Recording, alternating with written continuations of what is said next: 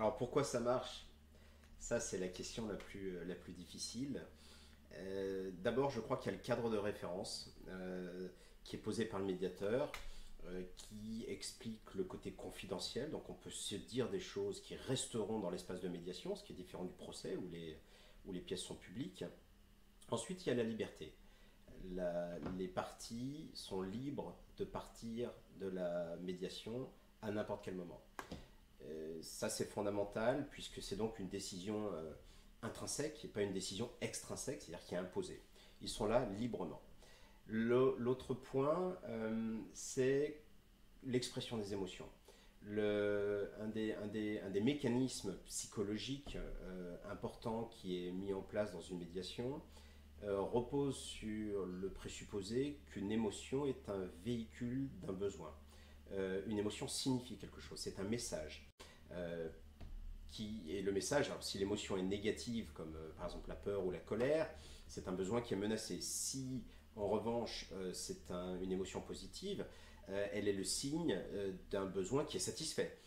C'est Spinoza qui disait que la joie était le thermomètre d'une personne en adéquation avec ses besoins fondamentaux. Quand je suis joyeux, quelque part, c'est que je suis en train d'accomplir ce pourquoi j'étais fait.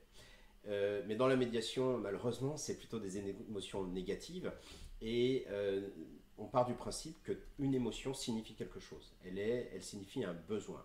Donc, par exemple, je suis en colère parce que mon besoin de justice est bafoué. J'ai peur parce qu'au fond de moi, j'ai un besoin fondamental de sécurité. C'est ça, c'est mon besoin, c'est ce à quoi j'aspire. Et quand ça s'est menacé, je me mets en mode défensif. Donc l'expression des émotions, c'est fondamental. Ce qui ne s'exprime pas s'imprime. Donc tant que les émotions ne sont pas sorties, elles sont à l'intérieur et on ne peut pas avancer. Le deuxième point, c'est l'analyse des besoins, valeurs, croyances. Ce triptyque qui compose le prisme au travers duquel chaque personne voit le monde, nous permet encore une fois, de comprendre que l'autre a ses raisons, a sa manière de voir le monde. Et c'est surtout au niveau des croyances que les divergences se font. Parce que finalement, les besoins sont à peu près tout le temps les mêmes. Appartenance, amour, sécurité, reconnaissance, épanouissement. Voilà, les valeurs, si on met de côté, l'exemple qui m'a marqué, c'est l'exemple de ce couple qui avait acheté un chien et qui voulait l'élever. Ils voulaient la même chose, ils désiraient bien élever leur chien. Sauf que le mari nourrissait la croyance qu'un chien, ça s'élevait à la dure, avec des punitions, et éventuellement le frapper s'il n'obéissait pas, alors que son épouse, elle, au contraire, sa croyance fondamentale, c'était de dire, un chien, ça s'élève avec des récompenses et de la gentillesse. Ça donnait lieu à un conflit qui a dégénéré.